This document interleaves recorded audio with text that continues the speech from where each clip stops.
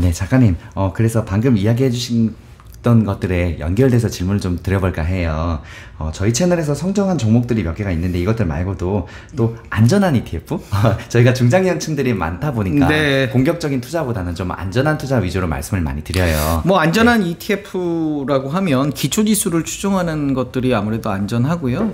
그 기초지수를 추종하는 ETF들을 뭐 예를 들면 마이너스 20% 빠졌을 때마다 뭐 코스피 200이라든지 아니면 뭐 S&P 500이라든지 이런 기초지수를 추종하는 ETF들을 매수하고 마이너스 20% 빠졌을 때마다 공격적으로 추가 매수 전략을 취하는 그런 투자 전략도 있을 수 있고요. 아니면 고배당 ETF들, ETF 체크 사이트에 들어가면 배당 수익률을 확인할 수 있다고 그랬죠. 배당 수익률별로 상위 종목들을 이렇게 우리가 나열을 해줘요. 그렇기 때문에 거기에 들어가서 고배당 ETF들을 사고 그것도 마이너스 뭐 10% 20%마다 빠질 때마다 추가 매수 전략. 그러니까 항상 현금을 어느 정도 보유를 해야 되는 거죠. 현금이 없으면 저 같은 경우는 마이너스 통장을 좀 열어두고 그때마다 좀 매수를 해서 ETF는 뭐 언젠가는 이렇게 수익이 날 수밖에 없는 구조거든요. 예를 들면 뭐 IT ETF를 마이너스 10% 빠질 때마다 9번 산다. 그러면 결국 이기거든요. 물론 마이너스 90%까지 갈 리는 만무하고요. 보통 마이너스 60% ETF를 투자해서, 그러니까 파생상품형이거나 뭐 레버리지나 코버스가 아닌 일반적인 기초지수를 추종하는 그런 국내 주식형 ETF가 마이너스 60%가 됐다. 그러면 저는 공격적으로 좀 투자해 볼 필요가 있겠다. 평균의 마법이 있는데 60%나 빠진 상황이면 이건 굉장히 좋은 상황일 수가 있거든요. 예를 들면 코스피 지수가 2500에서 60%가 빠지면 뭐 1000대 초반이잖아요. 그러면 어떤 물가 상승률이라든지 돈의 가치 하락 이런 걸 따졌을 때는 굉장한 투자 기회가 될 수가 있는 거예요. 그래서 우리가 공격적으로 ETF를 내가 사고 빠졌을 때 좀 투자를 해봤으면 좋겠다라고 설명을 드리고요. 안전한 그런 ETF는 그 정도 설명을 드리면 좋을 것 같고요. 그 다음에는 이제 우리나라의 어떤 장기적인 어떤 산업의 트렌드 이런 측면에서는 저는 로봇도 좀 고민을 해볼 필요가 있겠다라고 말씀을 드리는데요. 협동 로봇이라고요. 인간의 노동력을 도와주는 그런 로봇이죠. 협동 로봇이 이제 대중화가 될 날이 멀지 않았어요. 하반기에는 두산 로보틱스라는 기업이 IPO를 할 예정이고요. 삼성전자는 레인보우 로보틱스라는 기업의 주식 매수 선택권이 지금 콜옵션을 가지고 있거든요. 이 콜옵션, 매수할 수 있는 권리를 행사하면 레인보우 로보틱스의 지분을 60여 %까지 보유를 하는, 결국 레인보우 로보틱스라는 로봇 기업은 삼성전자의 자회사가 되는데요. 그렇게 될 경우에 삼성은 이제 전자기업이 아닌 로봇 기업으로 거듭나게 되는, 즉 2026년 정도까지 해서 어느 정도 성장성을 보겠다고 하는 건데요. 우리가 3, 4년 전까지만 하더라도 2차 전지, 전기차에 대해서 이 정도까지 열광하지는 않았거든요. 즉 이 산업의 트렌드가 갑자기 이렇게 터지는 거거든요. 물론 레인보우 로보틱스의 매출액과 지금 시가총액 2조 가까이 되는 것을 지금 당장 연결하기에는 좀 무리수가 있어요. 어느 정도의 좀 시간이 필요한 것 같고요. 그런데 어느 순간이 되면 이 매출액이 폭발적으로 늘어날 수 있는 그런 상황이 오기 때문에 지금 당장의 어떤 기업 가치, 그러니까 매출액 대비 버블은 좀 시간이 필요한 거죠. 실적이 어느 정도 올라와야 되는데 산업의 트렌드 측면에서 한 3, 4년 후에 로봇 산업은 지금과 많이 다를 것이다. 그래서 협동 로봇의 다음 단계는 가정부 로봇이거든요. 그러니까 집에서 우리가 지금도 핸드폰으로 뭐 음악 틀어줘 하면 음악도 틀어주고 이런 것처럼 이제 로봇이 우리의 일상을 도와주는 시대가 멀지 않았다. 현대차가 보스턴 다이나믹스라는 그 로봇 기업을 한 2조 원 정도 투자를 해서 인수를 했거든요. 인수 당시만 하더라도 너무 비싸게 샀다 그런 이야기 했는데 지금은 오히려 싸게 잘 샀다라고 이야기를 하고요. LG전자라든지 뭐 두산이라든지 현대차라든지 삼성이라든지 모두 로봇 산업에 뛰어들기 때문에 불과 한 2, 3년 전만 해도 우리가 로봇 기업이라고 하면 뭐 코딩 교육하는 뭐 그 정도밖에 안 됐었거든요. 근데 지금은 뭐 SPG라든지 뭐 레인보우 로보틱스라든지 하반기에 두산 뭐 이라든지 이런 기업들이 이제 나타나고 대중화, 되고 협동 로봇의 가격이 지금 계속 떨어지고 있거든요. 그만큼 낮아지면서 이게 대중화되는 그런 날이 멀지 않았기 때문에 장기적으로 로봇 산업에 대해서 우리가 관심을 좀 가져볼 필요가 있겠다. 시장 급락에 좀 관심을 더 가졌으면 좋을 것 같고요.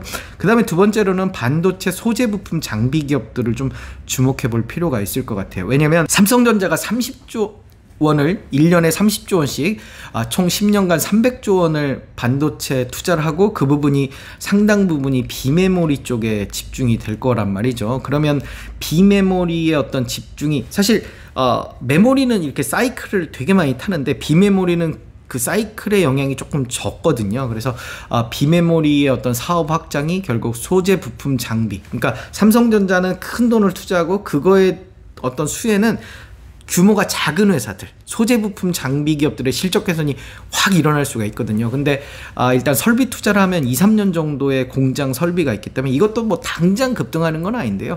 한 3, 4년 후부터는 본격적으로 그 어떤 낙수 효과가 기대된다라는 측면에서 장기적인 관점에서 우리가 반도체 소부장도 섹터도 좀 관심을 가질 필요가 있겠다. 그리고 마지막으로는 2차 전지.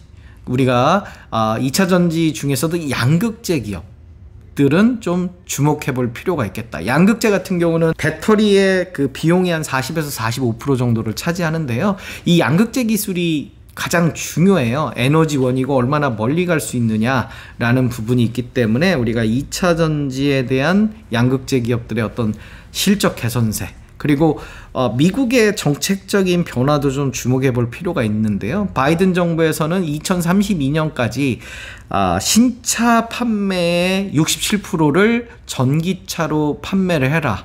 그런데 작년 기준으로 6% 정도가 전기차였거든요. 그러면 9년 사이에 11배 정도의 시장의 성장을 이뤄야 되는 거예요. 그런데 작년 기준으로 미국 시장에서 현대 기아차가 한 7% 정도의 시장 점유율을 가져갔거든요. 무슨 테슬라가 일단 뭐 시장의 대부분을 차지했지만 어찌됐든 테슬라, 포드 그리고 현대 기아차 순으로 한 7% 정도의 시장 점유율을 가지고 있기 때문에 이런 어떤 시장 점유율을 계속 유지를 하고 시장이 커진다라고 하면 그만큼 우리나라 2차 전지 기업들의 어떤 성장세, 특히 양극재 기업, 물론 테슬라에도 우리가 납품을 하잖아요.